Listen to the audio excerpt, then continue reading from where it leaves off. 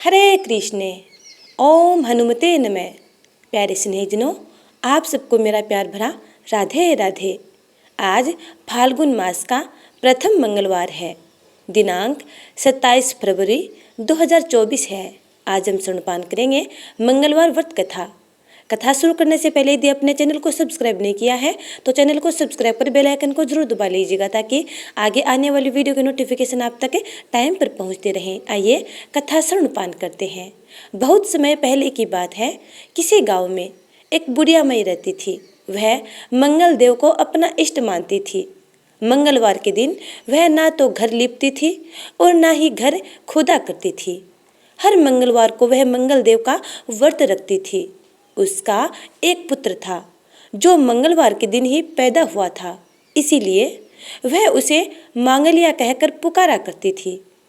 बुढ़िया की श्रद्धा देखकर स्वयं मंगल देव ने उसकी परीक्षा लेने की ठानी और साधु का वेश बनाकर उसके घर मंगलवार के दिन ही पहुंच गए। वह बुढ़िया से बोले कि मुझे भोजन बनाना है, तू थोड़ी सी धरती लीप दे तो मैं भोजन बना लूं। बुढ़िया माई ने कहा कि महाराज, मैं मंगलवार की व्रती हूँ, मैं आज के दिन धरती नहीं लीपती, मैं जल का छिड़काव कर देती हूँ, आप उस पर भोजन बना लें। उसकी बात सुन साधु ने हट पकड़ ली कि मैं तो लीपी हुई धरती पर ही भोजन बनाता हूँ। बुढ़िया माई ने भी रट पकड़ ली कि आज तो धरती ना लीप सकूंगी, इसके अलावा आप जो भी करने को कहेंगे मैं करूँगी। उसकी बात सुन साधु ने वचन लिया कि धरती लीपने के अलावा जो कहूँ करना पड़ेगा। बुढ़िया माई ने 3 बार वचन दे दिया। अब साधु ने कहा कि अपने बेटे को बुला दे, मैं उसकी पीठ पर अंगीठी जलाकर खाना बना लूँगा। साधु की बात सुनकर बुढ़िया माई के होश उड़ गए, पर वह मंगल देव को साक्षी मान वचन दे चुकी थी। उसने मंगल देव का स्मरण कर अपने बेटे को बुलाकर साधु के पास भेज दिया। साधु ने कहा कि माँ, तू ही अपने बेटे को लिटा और अंगीठी सुलगा दे। बुढ़िया माई ने मंगल देव का स्मरण करते हुए बेटे को औंधा लिटाकर अंगीठी जला दी और साधु महाराज को बोलकर अपना काम करने लगी। जब साधु महाराज का खाना बन गया तब उन्होंने बुढ़िया माई को आवाज दी और कहा कि अपने बेटे को बुला दे, वह भी भोग ले लेगा। बुढ़िया माई ने हैरान होकर कहा कि महाराज, अभी तो आपने उसकी पीठ पर खाना बनाया है, अब वह कहाँ से आएगा? आप कृपया भोजन ग्रहण करें और जहाँ जाना है जाएं, मुझे और दुखी ना करें। साधु ने हट पकड़ ली कि अपने बेटे को आवाज दे। साधु की बात सुन बुढ़िया ने जैसे ही कहा मंगलिया, ओ मंगलिया, उसका बेटा दौड़ता हुआ आ गया। बेटे को देखकर बुढ़िया माई चकित रह गई। तब साधु महाराज ने कहा कि माँ, तेरा व्रत सफल हो गया, तेरी अपने इष्ट देव में अटल श्रद्धा है, इसलिए आज के बाद वे तेरी हर तरह से रक्षा करेंगे, तुझे कभी भी कोई कष्ट ना होगा। मंगलवार का व्रत सभी प्रकार के सुख प्राप्त करने, रक्त विकार दूर करने, राज्य सम्मान पाने और पुत्र प्राप्ति के लिए किया जाता है। इस व्रत को रखने से मनुष्य के समस्त पाप नष्ट हो जाते हैं। यह व्रत 21 सप्ताह तक किया जाना चाहिए। व्रत के दौरान गेहूं और गुड़ से बने आहार ही ग्रहण किया जाना चाहिए। भोजन दिन रात में केवल एक बार ही किया जाना चाहिए। इस व्रत के अंत में हनुमान जी की पूजा करनी चाहिए। पूजा के समय लाल रंग के वस्त्र पहने और हनुमान जी को लाल रंग के ही फूल चढ़ाएं। पूजा के बाद मंगल व्रत की कथा सुननी चाहिए और अंत में हनुमान जी की आरती करनी चाहिए। इस तरह विधि पूर्वक और पूरी श्रद्धा से व्रत किए जाने पर मंगल देव प्रसन्न होते हैं और भक्त पर अपनी कृपा बरसाते हैं और उनकी हर मंगल कामनाएं पूर्ण करते हैं। अब सुनते हैं दूसरी कथा। ऋषि नगर में केशवदत्त ब्राह्मण अपनी पत्नी अंजलि के साथ रहता था। केशवदत्त के घर में धन संपत्ति की कोई कमी नहीं थी। नगर में सभी केशवदत्त का सम्मान करते थे, लेकिन केशवदत्त संतान नहीं होने से बहुत चिंतित रहता था। दोनों पति पत्नी प्रति मंगलवार को हनुमान जी की पूजा करते थे।